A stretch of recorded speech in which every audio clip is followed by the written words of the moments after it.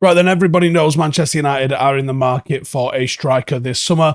There's been talk of Osimhen, there's been talk of Gonzalo Ramos, there's been talk of Harry Kane, and they're not the only options that are out there. There is a plethora of strikers that would improve Manchester United, and I've put together a nice little shortlist of 5 that I think might be worth United taking a look at.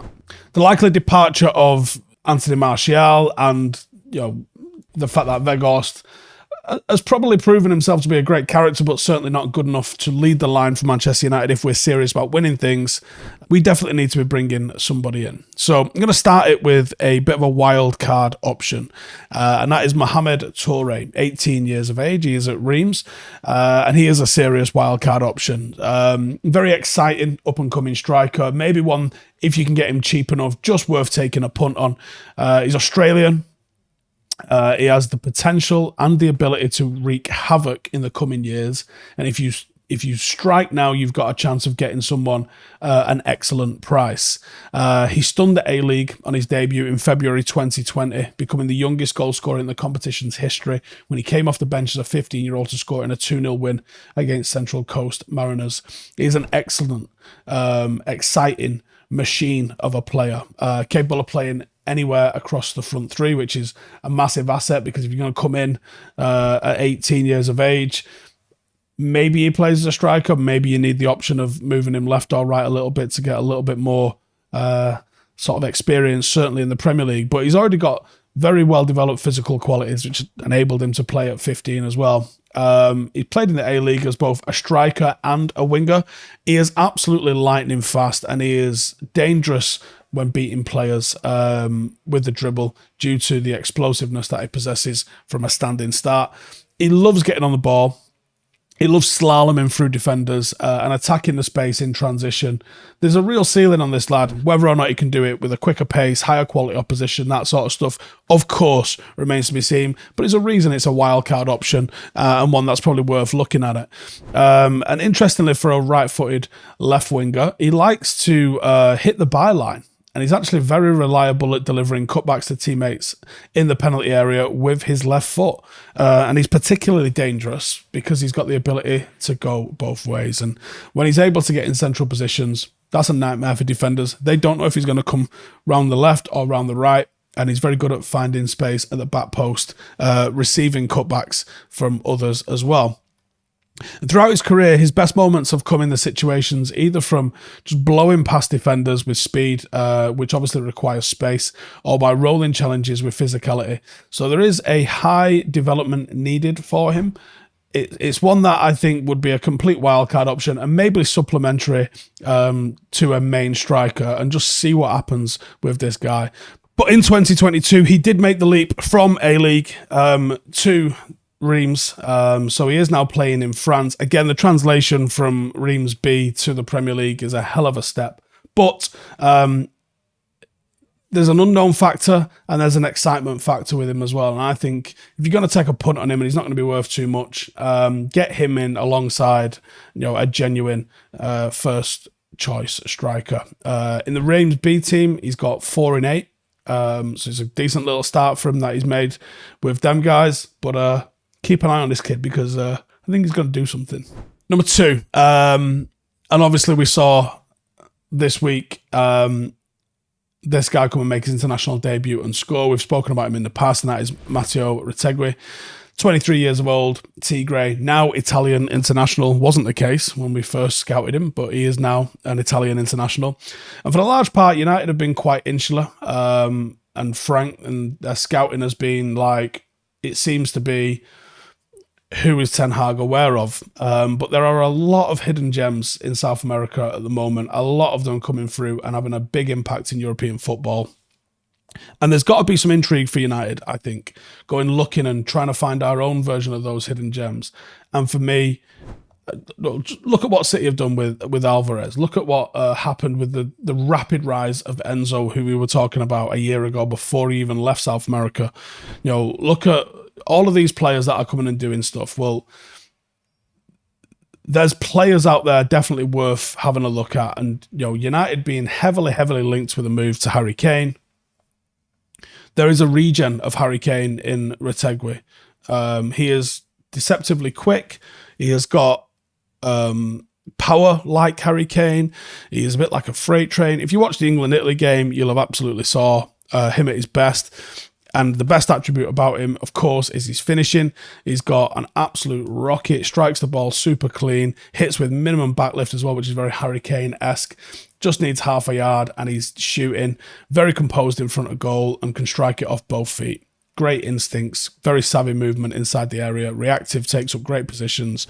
Movement is very clever too. Get half a yard in the area and it's game over.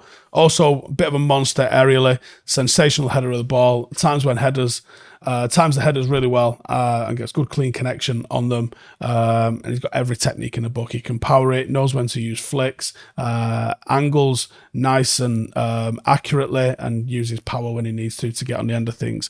And he is physical, 6'2", built like an ox, shrugs and rolls defenders off like it's nothing, protects the ball well, holds it up well, links it well, good technically, brings others into play, can be a focal point. Retigwe's a player, man. We told you all. So he's definitely one that needs to be on the list. Number 2, Evan Ferguson. Sorry, number 3, technically Evan Ferguson. We did a video on him, if you've not seen that one, too long ago. He's got the maturity of a real seasoned veteran. A lot of Wayne Rooney-esque sort of comparisons are coming about for him, and a lot of that's due to the physicality, but also because there's real talent in the way he plays as well. A unique physical profile, being likened to Haaland. If you're being likened to Haaland and Rooney, there's something about you, isn't there? Very mobile, deceptively quick, works extremely hard, great movement in the box as well. Really accurate, powerful ball striker, great in the air. I think he's a future Manchester United player if ever I saw one. And again, great hold-up play, great dribbling, insanely well-rounded centre forward at 18 years of age, and I think with a little bit of refining, could be a genuinely world-class striker. Number 4, Harry Kane. So, of course, Harry Kane is going to be linked with United. You're looking at that key moment now in his career where he's got the options of sign a deal and stay at Spurs for life and go down as perhaps one of their greatest ever players, or go off and win some trophies in what's been a very good career but lacks trophies. The goal record he's got at Spurs is excellent. The assist record he's got at Spurs is extremely underrated. And the guy knows where the back of the net is. 3 Premier League Golden Boots, and from 14-15 onwards, he scored 20 goals every single season. In 17-18, he scored 41 goals. He's on 17 so far this season. He is a serious goal scorer, and the Premier League proven aspect of it makes him a pretty good prospect. He's probably at his peak now, so you're probably not going to see him improve in a United shirt, but if he could maintain for a couple of years, there would be a player there. It would depend on the price Tottenham want for him, but I think you're probably going to get 3 years. I also believe he works in a Ten Hag system. Good ball carrier, dynamic, drops deep to link up play, brings others into the attack, finishing off both feet. As you know, it is genuinely world class. It's just the price for me is the only drawback that I would have on him. And speaking of price, Osimhen. So Osimhen smashed it this season. 21 goals, 5 assists in 23 games in Serie A. Very athletic, very imposing, very fast striker, sneaky off the ball, intelligent movement that he's got as well. A real predatory sort of movement. Another that's extremely Erling Haaland-like in how powerful and strong he is in the ground duels, and one that I think would be extremely suited to the Premier League. Premier League doesn't suit everyone, but I think it suits Osimhen. And I think he's got the profile Ten Hag would look for in a striker, particularly with the defensive work rate that he has. He has got elite pressing and the defensive discipline to be able to add something to the rest of the team, put pressure on the defenders, force them into mistakes. His work rate out of possession has been integral to the way Napoli have been successful this season, and he helps them consistently with the ball high up the pitch. And he's mainly used as an in-the-box predator. He doesn't really come and get involved in a build-up play as much as some of the others that we've spoken about in this video. But he plays on his strengths. He hangs off the last man, and when the ball's put into that area, he gets onto it. There's a raw element to his game. There's a refinement required, but he's a good age profile and someone that I think would grow into being a Manchester United player. You've seen how better functioning United are with a more athletic focal point. And I think someone that can set the tone with the pressing, like the way I can envisage Victor doing, would be huge. Like Harry Kane, I can see the transfer fee being outrageous. But if United was to get anybody on this list, Toray aside, because I think he's definitely one for the future, more for the future than even Evan Ferguson, because I think Evan Ferguson, that'd be a hell of a gamble to bring him in now. When we bought Wayne Rooney and we had Ruud van Nistelrooy, so the pressure wasn't quite on Wayne Rooney and he was allowed to grow and develop a little bit first. I see if you could bring in a Harry Kane and a Toray or a Ferguson, I think you could see him grow. If you brought in an Osimhen, you've put all your eggs in that basket. So you'd have to maybe look at another cheaper option or potentially an older option or keep Weghorst around or something like that. Let me know your thoughts on those guys in the comments below. Cheers for tuning in. I'll see you guys in the next one. Laters.